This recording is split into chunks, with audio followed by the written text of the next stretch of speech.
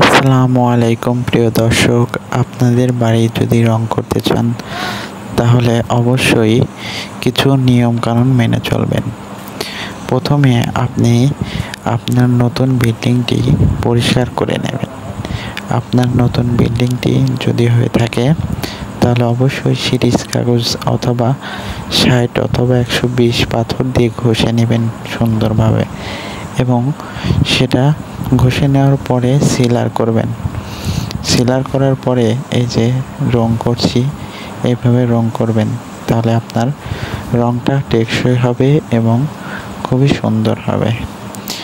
তো প্রথমে আপনাদের কাজ হবে, নতুন পেন্টিংয়ে আপনার রং করতে চাইলে অবশ্যই প্রথমে আপনাকে সিরিজ কাগজ অথবা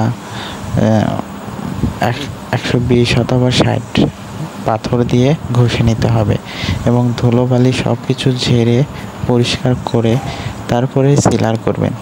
সিলার করার পরে আপনি যে কোনো রং করতে পারেন, যেমন ডিস্টেম্বার অথবা প্লাস্টিক পেইন্ট। আমি যে রংটি করছি এটা হচ্ছে রেইনবোর প্লাস্টিক পেইন্ট। এটা খুবই সুন্দর এবং টেকসই, এবং এটা রঙও ভালো হয়।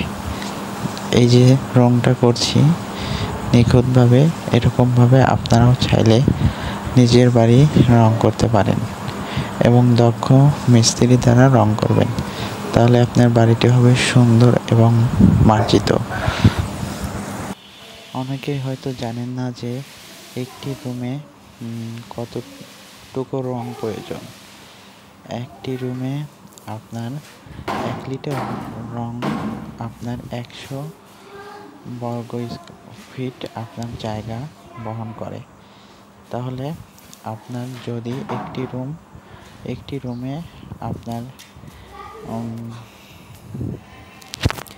আমি যে রংটি করেছি এটা 2 লিটার থেকে 2.5 লিটার প্রয়োজন হয়েছিল। এখানে একটি রুম ছিল। তো এটা আপনি যে ভিডিওটা দেখছেন এটা হচ্ছে বারান্দায়। তো আমি যে রুমটি রং করেছিলাম সে রুমটি একটি রুমে 2 থেকে 2.5 লিটার রং লেগেছিল। তো এই যে বারান্দায় করছি হাত দিয়ে। তো আপনারাও চাইলে এভাবে রং করে আপনার ঘরকে সুন্দর করে অনেক ভালো একটা জায়গায় রাখতে পারেন। সৌন্দর্য ফুটে তোলার জন্য রেইনবো রংটি আপনি ব্যবহার করতে পারেন। এটা খুবই চমৎকার এবং দামও সাশ্রয়। তো বন্ধুরা, আপনারা যদি রং করতে চান তাহলে অবশ্যই আমাদের নাম্বারে যোগাযোগ করবেন এবং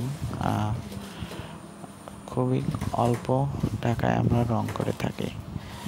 যদি আপনি ওয়াটার সিলার দিয়ে রং করেন তাহলে আমরা অনেক কমই করে দিতে পারবো।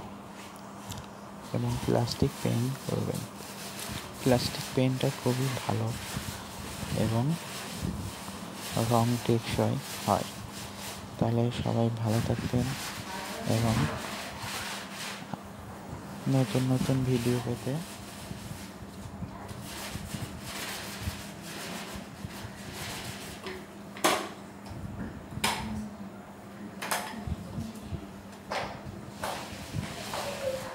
পেতে চাইলে আমাদের সাথে যোগাযোগ করবেন এবং আমার এই চ্যানেলটি সবাই সাবস্ক্রাইব করে দেবেন, তাহলে নোটিফিকেশন অন করে দেবেন, তাহলে সকল ভিডিও আপনার কাছে পৌঁছে যাবে।